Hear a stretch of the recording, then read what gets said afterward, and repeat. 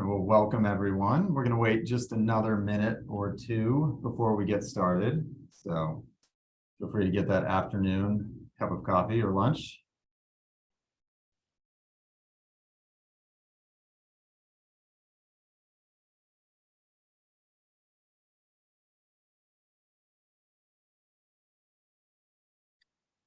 I want to make sure everyone's good and caffeinated before we talk about the future of co-op marketing here.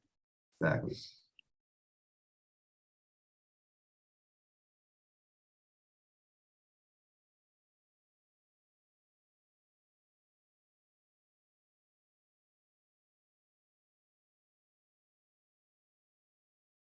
I'll just give it another minute. So we have a bet on attendees. We got to maximize participation. We have a minute for another 100 people to join, right? That's how that works.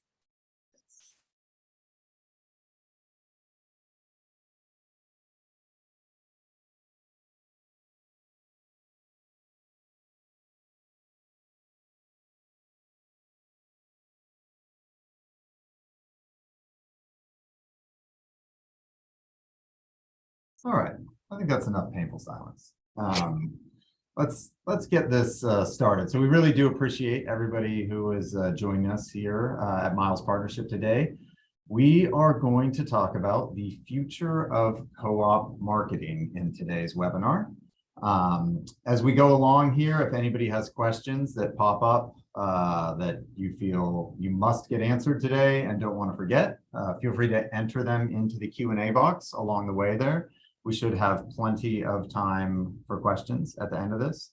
What we're planning on walking through today is a brief sort of history of co-op and an acknowledgement or review of the good, bad, and ugly of cooperative marketing in the destination space.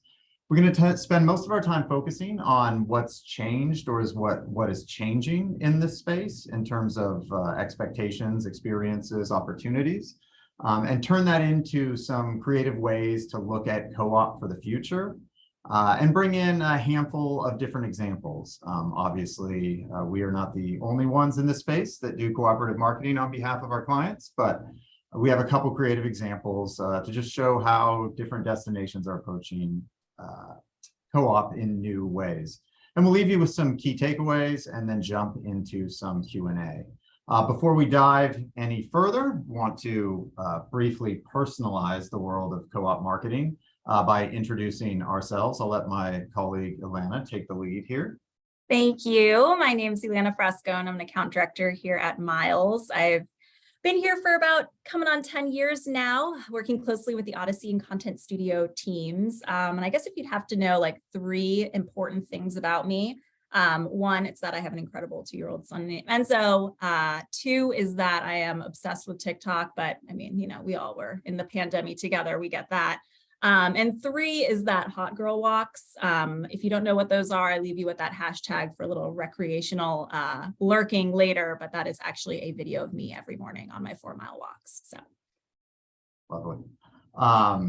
I'm Nate Huff. I'm Senior Vice President here at Miles, dating myself terribly, but I've got about 20 years working in various capacities at Miles. I head up the relationship our company is lucky enough to have with Brand USA as the primary cooperative marketing partner for Brand USA.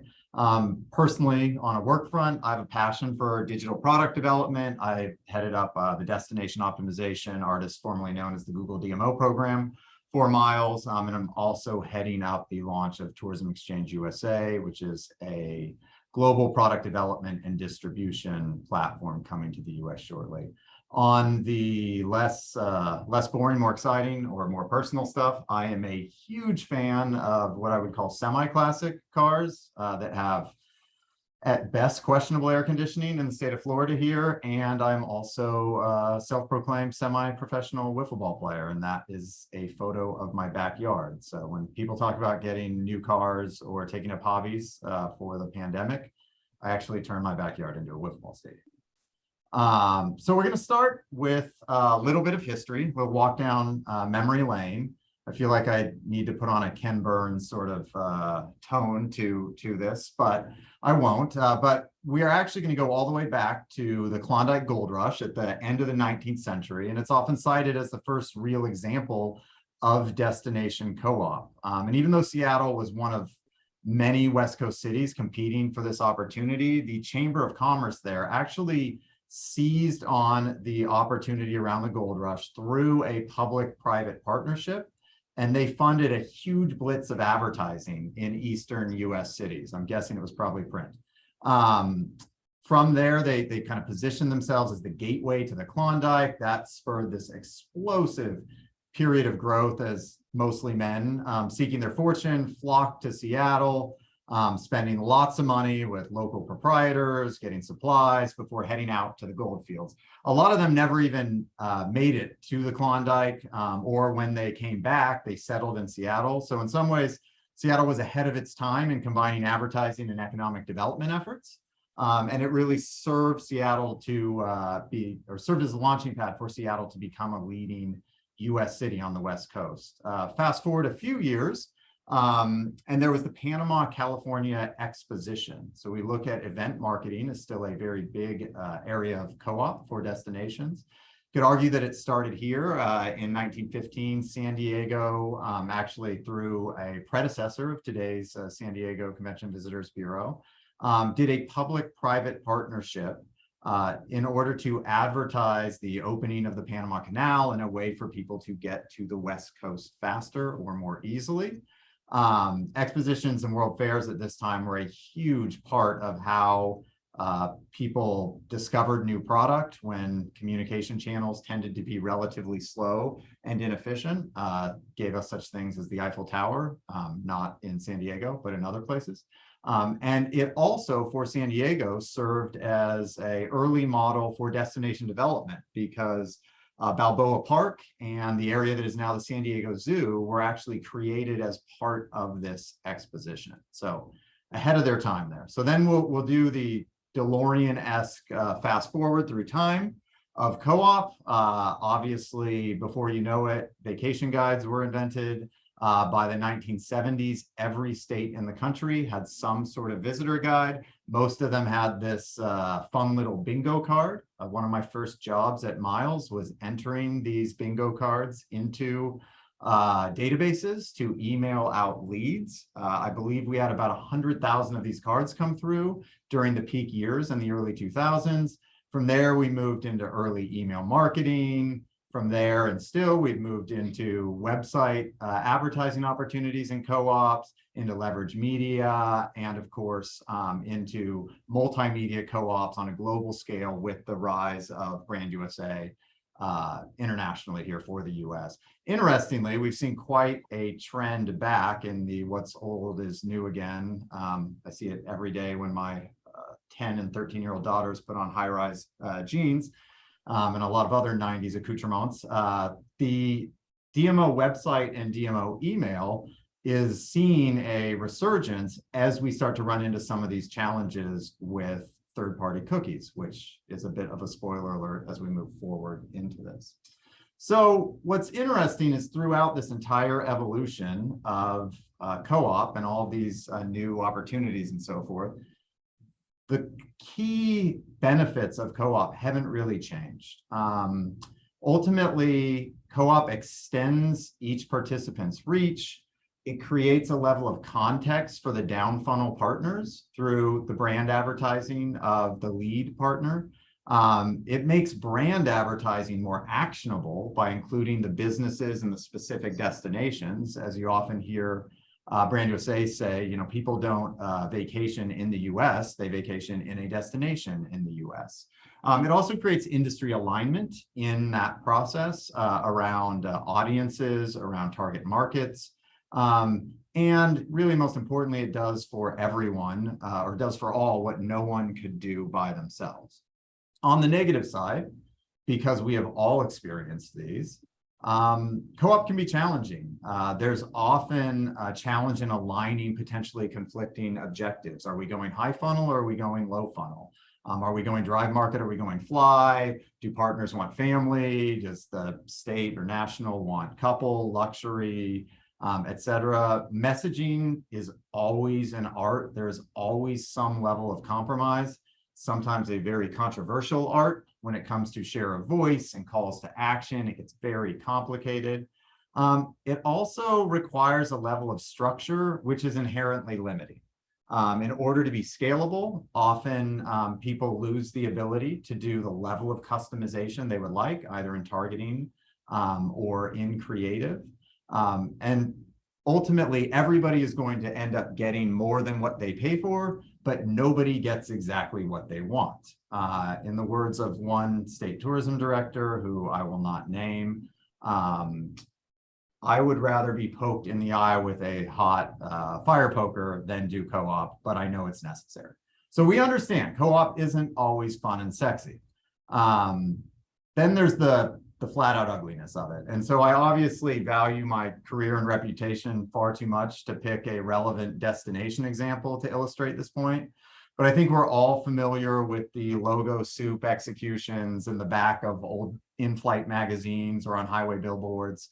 There are certainly times where, as destinations, we have sold the metaphorical windshield, resulting in a less than stellar campaign performance, and not to mention a pretty terrible consumer experience. So we've talked about the good, the bad, and the ugly, and we're going to now move into sort of what's changing and how we avoid being on the latter half of those two things. So many of the core truths and value propositions are going to remain in place as we move forward. They're there because they create value. But environmental conditions, namely a really rapidly changing digital landscape, is continually elevating consumer and partner expectations and pressing that case for evolution. So in practicality, that means that while it's still true that good co-op is going to create context for consumers, it's getting harder to make sure we find those consumers and we can reach them. While it's still true that co-op makes brand advertising more actionable, partners are looking for more accountability and meaningful metrics out of their cooperative investments. And again, while it is going to hopefully, if we're successful at it, do for everyone what no one could do for themselves, that means different things as we look at the democratization of digital rates and as targeting technology becomes available to more people. So Alana's going to tell us about how we're going to do all this. Thank you, Nate. So as we think about that evolution, what naturally comes to mind is what's changed and what can I do to make sure my co-op marketing approach is evolving too, right? So many of the destinations we work on have a media and advertising focus. So we've flagged kind of these three major areas as benchmarks for change. So let's dig in just a little bit more here. When we think about what really served us well in the past around media co-op, it's pretty exclusively surrounding audience retargeting. We knew there was no better, more qualified audience than the one coming to a DMO site. But as technology evolves and the cookieless feature comes into play, one day, what does that mean for this approach? It means that we need to evolve our strategy. At Miles, we work with data partners to create specific data management platforms that allow us to store our data in clean rooms so that we're able to be compliant and grow a really qualified database. We only work with partners who have strong cookieless solutions, and this results in media that is more concise and targeted. Great example here of a partner in this space is Adara. I'm sure many of you work with them already. Their solution really allows destinations to continue to find, target, measure, and track travelers, especially in an evolving landscape like the one we're in. They have a really great data set that allows clients to really enrich their insights around, ADR, flight bookings, other economic development areas. And through this, we're not able to only gain significant market share over competitors who really haven't put a cookieless solution in place. But for those interested in revisiting, lockdowns, I don't know, Nate, if that's too soon to make a joke there, but we're able to create a walled garden approach for the data for your destination. And most importantly, this creates measurable, credible ROI for everyone to report back on.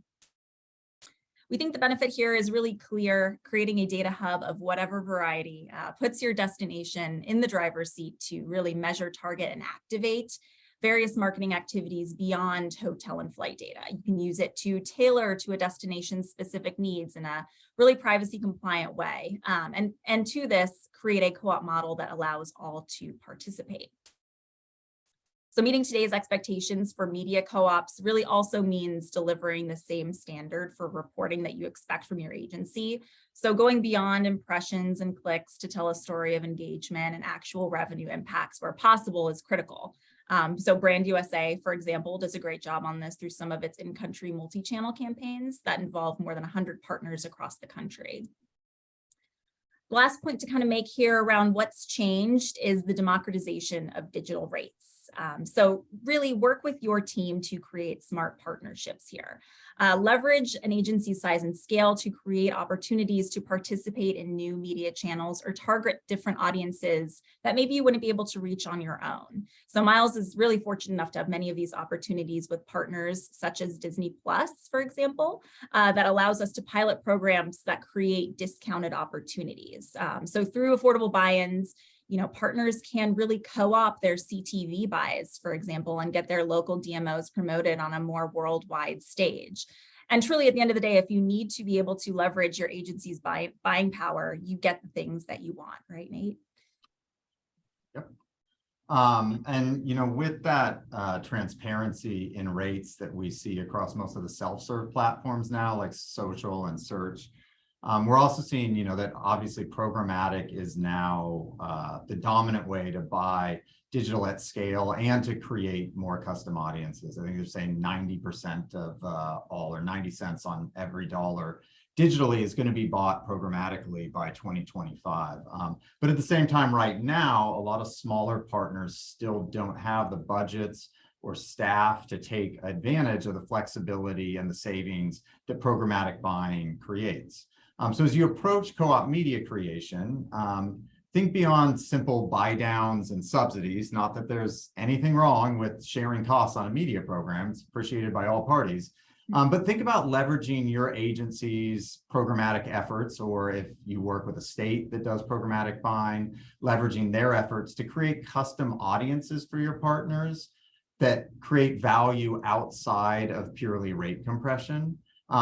It also offers through programmatic a way to address that need for customization in geographic and psychographic targeting that becomes the challenge we mentioned frequently quite often with partners who run into audience discrepancies as it relates to what works for this regional destination versus the neighboring regional destination in a state-led co-op, and programmatic helps us solve that. So as we look at kind of thematically ways to co-op for the future, we would encourage people to look at thinking outside of purely advertising. And I think the pandemic led many of us to think that way, as it didn't necessarily make sense to put cooperative funds into direct marketing. Do what the industry can't do for itself, but do it in new ways, because a lot of what the industry couldn't do for itself before, they can now do. So your value proposition is diminished if you're not finding new ways to do things that your smaller partners can't.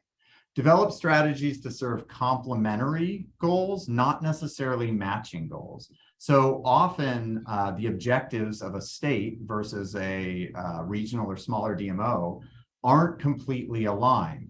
But often there are ways through thoughtful programming that both goals can be served. It doesn't always have to be that it's just an awareness campaign, and if you're not looking for awareness, it doesn't work for you.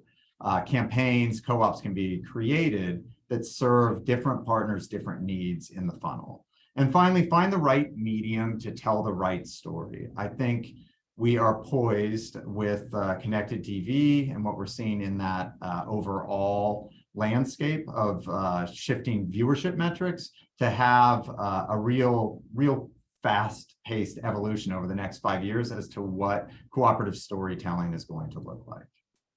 So today we're going to walk through not what we consider traditional co-op models that may still be very tried and true, may still deliver a ton of values, but with time being limited, we're going to present a couple examples of how partner participation and value can be achieved in some new or at least evolved way. So we have a few of those examples here, and we're going to start, speaking of sort of non-direct media events, we're going to start with a really interesting promotion and activation that the team at Kentucky did with Brand USA recently, and this was about Kentucky Bourbon Month. So the goal here obviously was to help Kentucky make itself synonymous with bourbon, and bourbon obviously being a driver of the US experience, at least of many of my US experiences. So in this, Kentucky is very much interested in brand alignment with bourbon and in being seen internationally as the place people go to get that US experience.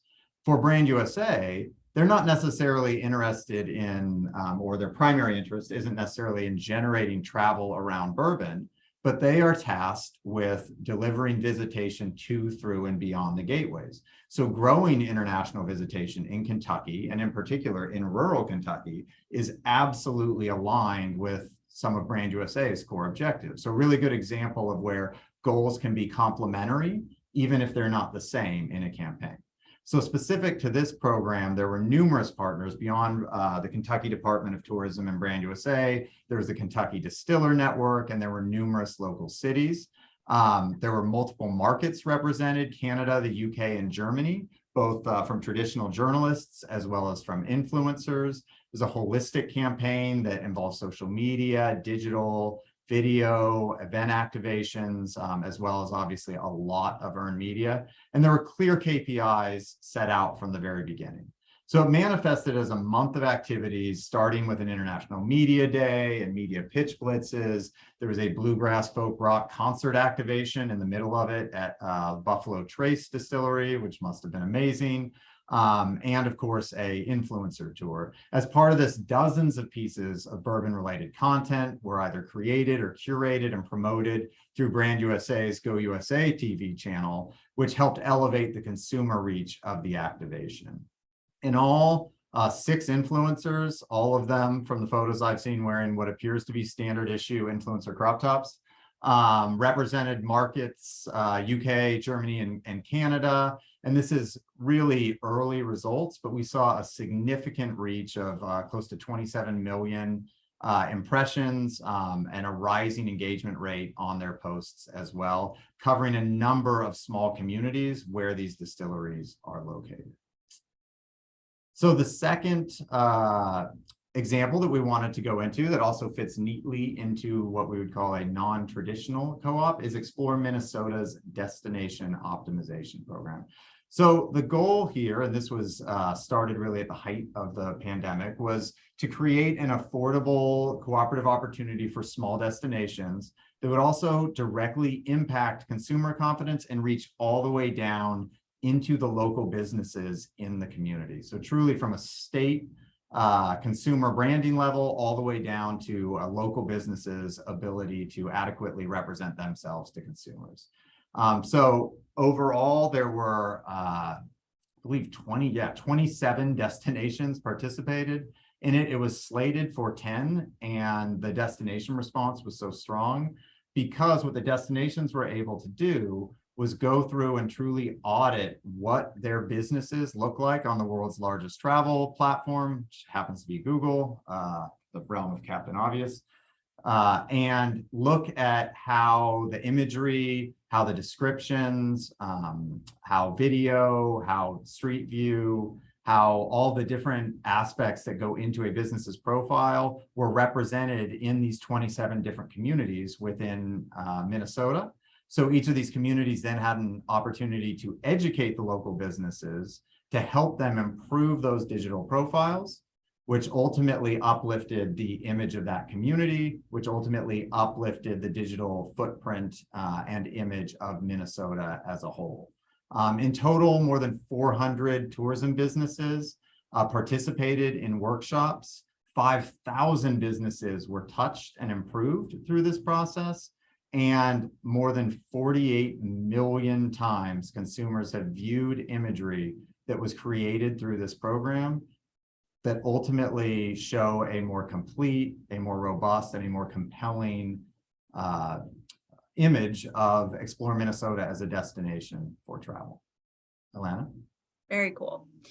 So working closely, with the Odyssey and content studio teams here at Miles, like I do, I am privy to some of their awesome content programs. But the particular example that feels relevant to the co-op conversation is the adventure series, Venturing Out Park to Park. This custom series was developed to, one, share inspirational stories about travel, and two, appeal to the large segment of audiences that say that they don't use DMO websites to plan their travel. So our goal was to kind of meet them where they are, wherever they are, watching their streaming TV and getting them to tune in. So how did this work? We stuck with the premise of any good co-op model, extend reach with a lower investment. We let the stories and higher production quality of the series really speak for itself and developed a program that large non-endemic brand advertisers would see value in.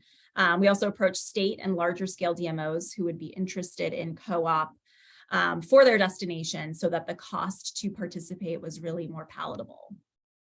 And once we were off and running, the series really had immediate impact. We were lucky that major investors, such as sponsors such as BF Goodrich and Ford Bronco, shared in our vision. This helped to offset the investment from destination partners. And those destination partners really saw industry recognition for their participation, some of which were winning regional awards. You know who you are out there. And as we look to season 2, we will really continue with our approach of working with non-endemic underwriters who can make this series possible. But as you'll see here, the initial performance metrics truly speak for themselves.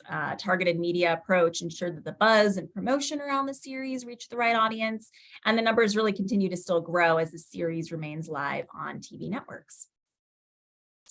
Kind of a last example here that surrounds the research space. I really won't hit this one over the head because I know literally everyone here attended the recent session at Destinations International, right?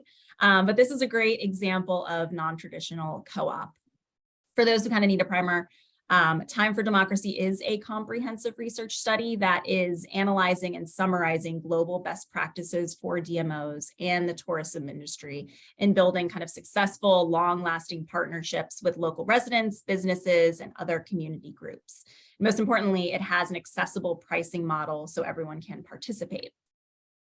Study represented a cross-section of DMOs, so it was 8 major cities, 8 states and provinces, and I believe 6 mountain and coastal communities, with a parallel study underway in Europe, supported by a very diverse range of European destinations from Amsterdam to Zurich, Greenland to Tel Aviv.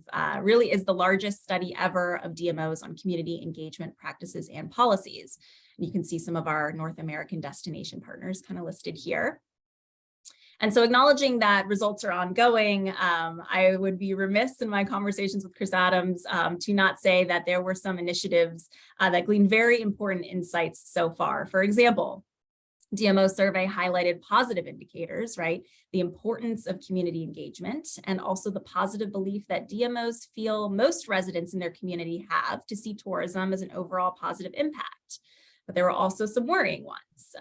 For DMOs, surveying local residents regularly to determine if they see tourism as positive is not happening. Only a small minority of DMOs believe their community has any sense of influence or partnership in the development and management of tourism.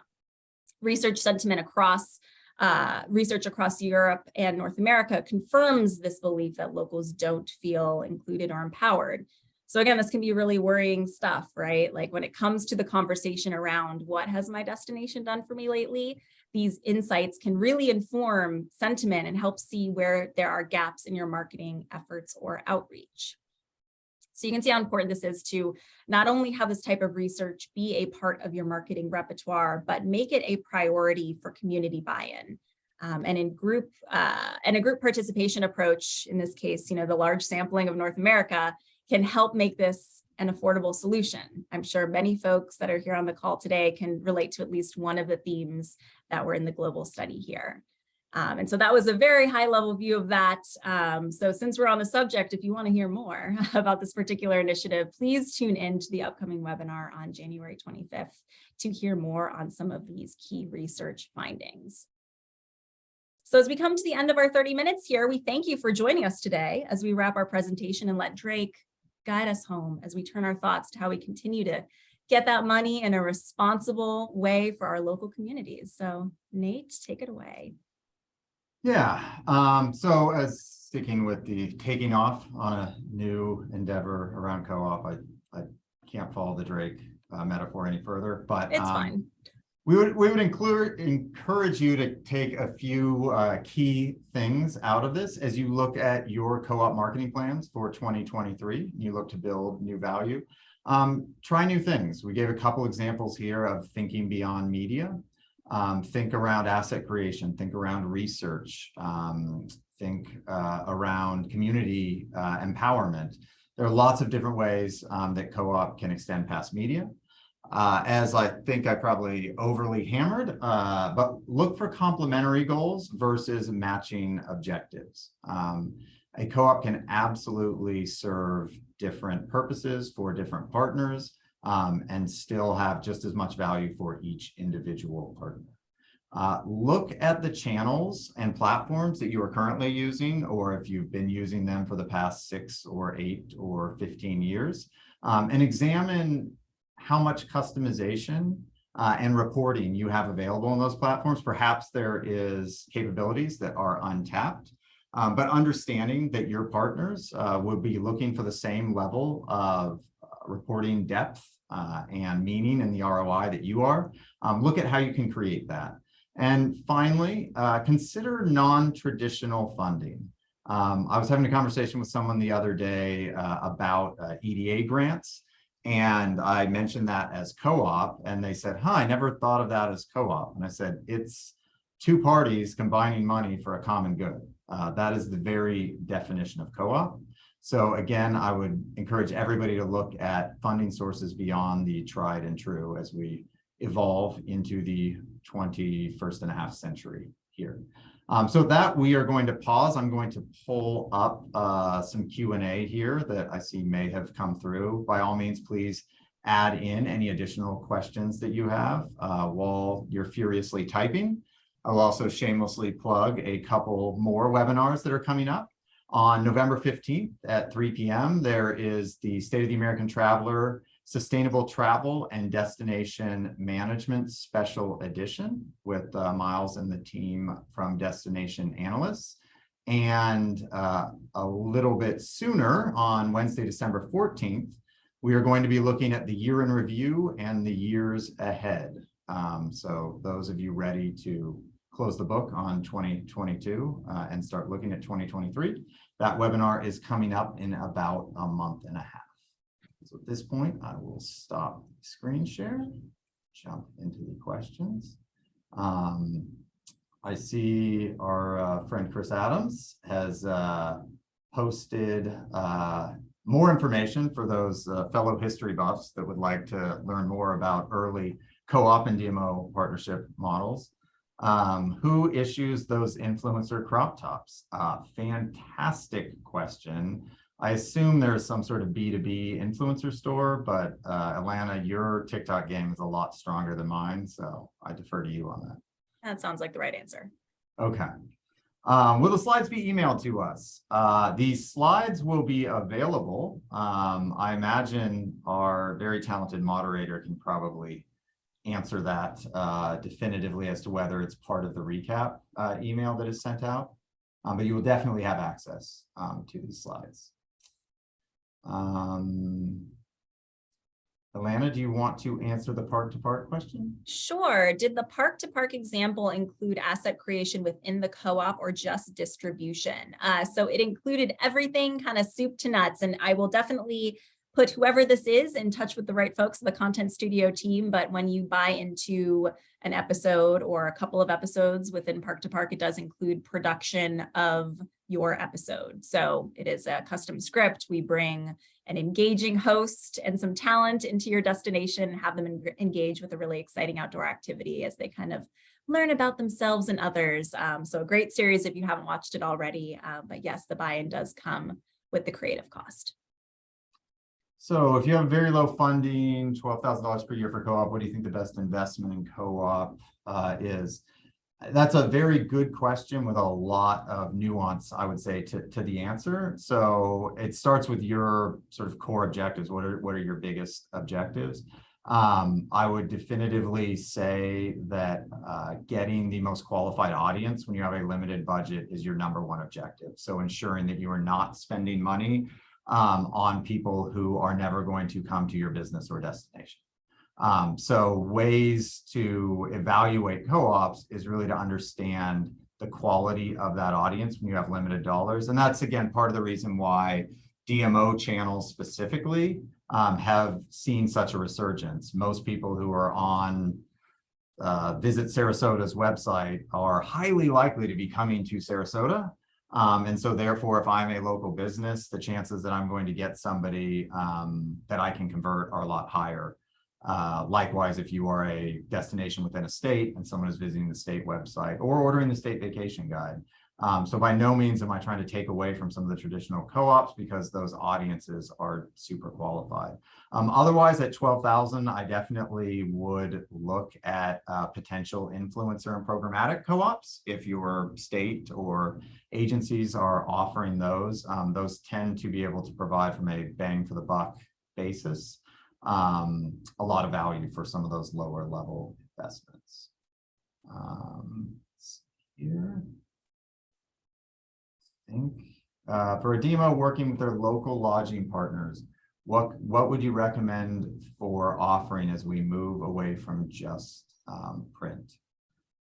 At the risk of being redundant, again, if you haven't monetized your digital audience, that's a missed opportunity. We certainly have seen, again, DMO websites go the route of Ricky Bobby and put the Fig Newton logo over the windshield and create a bad user experience. But in most cases where we see DMOs thoughtfully integrate advertising, it does not impact website metrics. It does not impact consumer engagement with the website, because ultimately that advertising becomes part of the contextual content that a consumer is getting on the site. They are interested in attractions and places to stay when they are looking at a destination website. It's part of that consumer journey. So certainly starting there, and then I would say getting into the other areas where your other lower funnel areas where you have a highly qualified audience. Putting a local lodging partner into park to park is great if the lodging partner has a lot of brand building objectives and is already, fairly well established in terms of occupancy. But if that lodging partner is looking to convert, rooms in the next month or 2 months, I would definitely recommend looking at lower funnel digital opportunities. Are there other research co-ops available? Shame Chris Adams isn't on this webinar, but I'm sure he can contribute here. There are definitely other research co-ops out there. Miles very intentionally does not do its own research or sort of validate its own work. We work with all the leading research companies in the destination and travel space, but a number of them do offer various co-ops, including State of the International Traveler, cooperative efforts. I know that there's a number of diversity and multicultural traveler opportunities, as well as a study currently getting started around TikTok and the influence of TikTok. And there was also a meeting study as well. So whoever this anonymous attendee is, please reach out separately, and we are happy to pass along some information there. Again, these are not things that Miles is offering, so not a timeshare sales here. Moving to cookieless world, aside from Adara, what other companies use identifier tools they're worth looking into at the moment?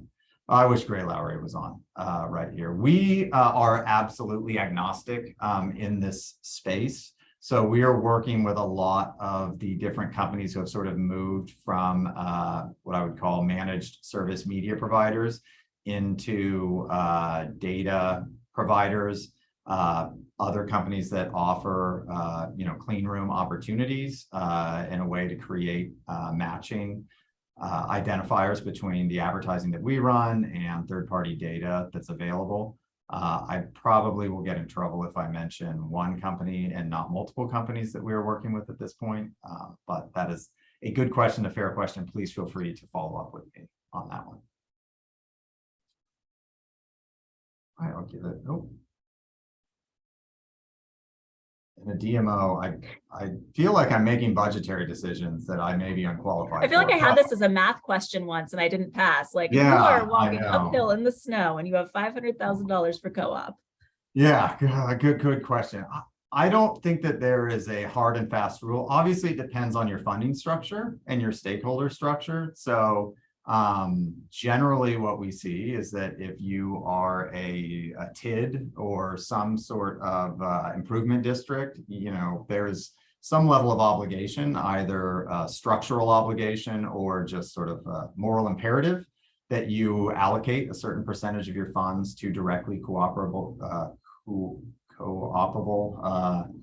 opportunities. I generally do not prescribe a range, but many of the states that we work with, you know, put somewhere in the 5 to 15% of their budget, I would say, goes into helping with co-op.